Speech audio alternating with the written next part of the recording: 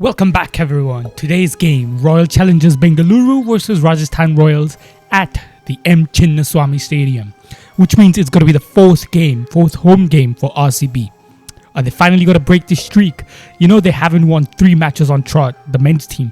The women's team had not won about 4 games. So in total, the RCB franchise has not won at home 7 games in a row. Tala for a reason. Is the jinx finally going to break, or is Rajasthan Royals finally going to find form? Well, let's find out. And RCB again lost the toss. So Rajasthan Royals won the toss and elected to bowl first. Obviously they were going to chase. It's Chinnaswamy. Is the game over at the toss? Well, there was a little bit of change today. The team was a little different for RCB, of course. Livingston was not playing, which means Romario Shepherd, a better 6th bowler and a pinch hitter lower down the order. So a more stabilized batting lineup and a better bowling lineup and a change in pitch. There was not much grass anymore. It hadn't rained in Bengaluru in the past few days, which means it was quite sunny and the heat cooked up the pitch a little. The pitch was a little on the drier side. There were a few cracks on that, might assist the spin, could be good for the batters as well. Are we going to see a typical Chinnaswamy run fest again? Well, RCB went with the same team, Rajasthan Royals. They replaced Tikshana with Fazil Farooqi. Maybe they forgot to realize that there was not grass on the pitch. They should have taken off an extra spinner. And that's what we find out when Rajasthan was bowling. Riyan Parag had to do a few overs. RCB this time was a little cautious. You could see they weren't trying to hit the shots from the ball one. Phil Salt usually goes for aerial shots and goes quite hard, especially when Archer is bowling. He wants to attack, wants to show the dominance. Even though they're mates, they've played for the same team in England. Still, we've all seen that battle. And Archer, being Archer, bowling at 145, 150, it was a great battle to watch. Last time, Phil Salt had pretty much dominated Jofra Archer, but this time it was about 50-50. Salt could not get going as much as he wanted to. Maybe he wasn't hitting those shots either, because there was a lot more down the ground shots rather than aerial shots, which means the initial period, the tricky initial period, when you're batting first, the ball moves a little. Even though it was a dry pitch, the ball was moving, there was grip, which meant, was 180 going to be enough? And when Virat Kohli played the anchor innings and Padikkal again accelerated, after that Jitesh and Tim David finished off the game, it was about 205. Well, judging by Chinnaswamy's last 3 games, 205 should be defendable, right?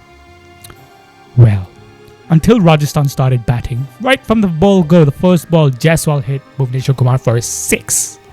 Where Suryavanshi was slightly struggling for timing, but again, he hit Bhuvneshwar Kumar for 2 6s. Brilliant batting. I think whatever Weber Suryavanshi does should be a bonus for them. They shouldn't depend on the poor kid. Let him just go out and express himself with no pressure. And he was just doing that. He played the bowlers quite well. You couldn't tell he's a 14-year-old kid holding a bat against bowlers like Bhuvi, Hazlewood, Dayal. I mean, these guys are international level bowlers who've played lots of years of Ranji Trophy, international cricket, different teams, different leagues. And Suryavanshi had the guts to go hit aerial shots.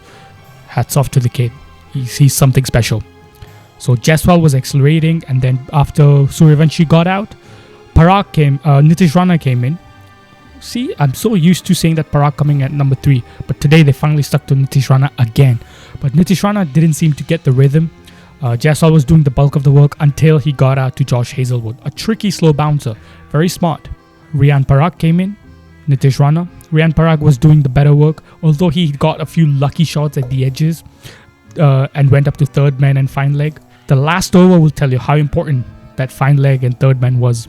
So Parag seemed like he was gonna, easy pickings, happy days. Nitish Rana was getting odd boundaries up until the 10th over. RCB was defending only 96 runs in the last 10 overs. Pretty difficult. Rajasthan Royals was cruising at 12 runs and over. And Nitish and Parag batting. What's the worst that could happen? Krunal Pandya has gone for runs here. He comes in, bowls an over. First ball, wicket. Parag had to play an aerial shot for no reason. He didn't even understand the pitch, and that is when I realized that spinners were getting a little bit of grip. When Rajasthan was bowling, there was grip for the fast bowlers as well with their cutters, and Hazlewood and Bhuvi used that brilliantly, especially Hazlewood. But when Krunal Pandya and Surya Sharma were getting the grip on the pitch, it wasn't a rank turner, but there was some grip, which is why the middle overs completely slowed down, and the game depended on the last 4-5 overs. Krunal Pandya got 2 wickets. Surya Sharma again went wicketless. The guy is bowling like one of the best leg spinners in IPL, but his wicket tally doesn't say it. But anyways, a great impact player. After Krunal Pandya got Nitish Rana out, Hetmeyer, was he finally going to deliver with Dhruv Jurel? Are they going to get choked again? There's not many runs left. The pitch looks good. There's dew. And the ball was coming onto the bat quite well. The spinners were done and dusted. So there was no problem of grip. But Hazlewood had other plans. He got Hetmeyer out. Very cheap over. I think like 2-3 runs. And then it was going to be like what? Easy pickings. Shubham Dubey, Dhruv Jurel. We all know what's going to happen. Because Dhruv Jurel was 18 runs of 23 balls. The season's over for him, right? Up until Bhuvneshwar Kumar's over. And ended up scoring 47 runs of 33 balls. So a 22 run over for Bhuvneshwar Kumar on his fourth over. Very expensive, but the batters had to target someone, right? Maybe the dew didn't help Bhuvneshwar Kumar with the kind of bowling he has. For example, if you Josh Hazlewood can rely on the bounce, on extra pace. Bhuvneshwar doesn't have any of those. He relies on the swings, the cutters. So sometimes when you have the dew, the cutters don't grip on the surface. They come straight onto the bat like a wet tennis ball and whack. Easy pickings for the batsman. So if people who are saying Bhuvneshwar bowled horribly in the last over, it's kind of not his fault. It's his bowling action. If you see his power play, in 3 overs, he only gave away 28 runs when the rest of the bowlers were going at more than 12 runs an over. So Bhuvneshwar Kumar bowled well up in the power play when the ball was more dry. And Josh Hazlewood came in the 19th over. There was only 18 runs left in 2 overs. Was Rajasthan going to choke again? Dhruv Jurel looking in good form. Shubham Dubey had hit a couple of boundaries. Josh had other plans. I mean, the way Josh Hazlewood bowled this beautiful of a delivery to Dhruv Jurel. He saw Dhruv Jurel moving down on the leg side to try to scoop somewhere or go extra cover. He just bowled a Yorker, full-length ball outside off stump. And the ball tailed out. It was like swung within the air. We used to see that in fast bowlers and back in the day when Brett Lee has done it. And a few other bowlers have done it quite well. Mohammad Shami has done it a lot in Test cricket. Dale Steyn has done it a lot. And it was proper Test bowling, what he did. And I realized, okay, it's not a wide, it's a dot ball. But suddenly they went for a review. I'm like, it's clearly not a wide. What are they reviewing? It was a review for the edge. Whether Dhruv Jurel had nicked it, caught behind. It was Jitesh's call.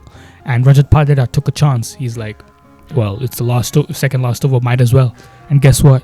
Dhruv had nicked it. Got out. 3 balls, 1 run, and a wicket of Dhruv Jurel. Now 17 runs left. And guess what happened? Archer, first ball duck. The rest of the 2 balls, dots. It was 1 run, 2 wickets. Josh Hazlewood finished off with the figures of 4 wickets. A beautiful match-winning performance. But was Yash Dayal got to go for the big runs because there was still at least Hasaranga left. But guess what? And Shubham Dubey left. But guess what? First ball, Shubham Dubey got caught on full toss. And then after that, Yash Dayal just kept on bowling Yorkers. He was quite accurate at the last over. Maybe he had more confidence because there were enough runs and no batsmen. Good bowling performance by RCB. It was quite difficult, I think, to defend it. Easily, they were about 10-15 runs short. But somehow, Rajasthan being Rajasthan choked. But RCB has improved their bowling a lot. The batting today, the approach really got them the game. Otherwise, if they went hard, if they had ended up with like 160, 170, 180, it was not enough. Clearly, we saw it. Josh Hazlewood's last ball was a nick and it went behind the wicketkeeper. So you assume it's going to be a boundary to a third man, right? Nope. Rajat Patida had fielders right behind the wicketkeeper. It was pretty much not even a third man. It was pretty much straight. Like if there was a first slip and you just pushed him back to the boundary. That's how it was. And it was not a boundary. No runs. Easy. Even if it was a boundary, Yash Dayal would have defended it, but it's a different pressure that he went for 0 runs. Beautiful captaincy as well by Patidar. He changed his bowlers quite well. Field placements was brilliant. RCB's batting approaches changed. RCB has a better 6th bowler. Krunal seems to understand the pitch now. The pitch also suits him more now. And overall, happy days for RCB. They're on 12 points on 3rd position. Rajasthan, not so happy days. They probably just have to play for pride. 9 games, 2 wins, 7 losses. Can they pull off a miracle of a comeback? I don't think so. Let's not even go there. We can't compare RCB's 2024 team to every single team at the bottom now. That will they make a comeback? Will they make a comeback? So it's quite difficult with the teams. RCB was still playing good cricket last year. Now let's get on to the preview of tomorrow's match. The bottom 2. Chennai Super Kings versus Sunrisers Hyderabad. It's going to be at Chennai. Both of the teams have had a disaster of a season. Completely unexpected to what they wanted. Many people had said CSK and Hyderabad are sure shot in top 4. I did think CSK had a better chance, but I knew Hyderabad couldn't because just of their bowling attack. I knew their bowlers are not good enough. If their batsmen can score runs, the bowlers will go for runs even more. Actually, out of the 3 points, my 2 predictions are correct. They're probably not going to qualify. The bowlers go for runs. But this time, the batters have flopped as well. The batters try to go really hard to get an above par total so that their weak bowling lineup can defend it. But clearly, we've seen that the batters are collapsing. 35 for 5 is a joke on a flat pitch. Anyways, it's going to probably be a sluggish turning track. Chennai has much better bowling attack than Hyderabad. They've made a couple of batting changes in their lineup, like Sheikh Rashid, Ayush Matre. Playing Bumrah and Bolt and Chahar is not easy. Those guys scored a few runs against them. Shivam Dube seems to be back in his form, so it's going to be quite interesting to see how they're going to play at home. Hyderabad's bowling is quite weak. They don't have key spinners as much as CSK does. Overall, it seems like CSK has slight edge because Hyderabad batters, whenever the ball moves a little, they all struggle. They want a complete flat highway for wicket and they still manage to lose in Mumbai.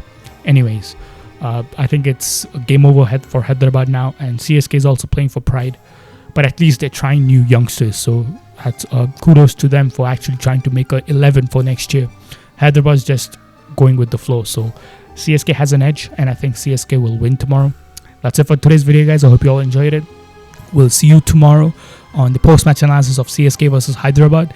And if you haven't subscribed to my channel, please do subscribe to my channel.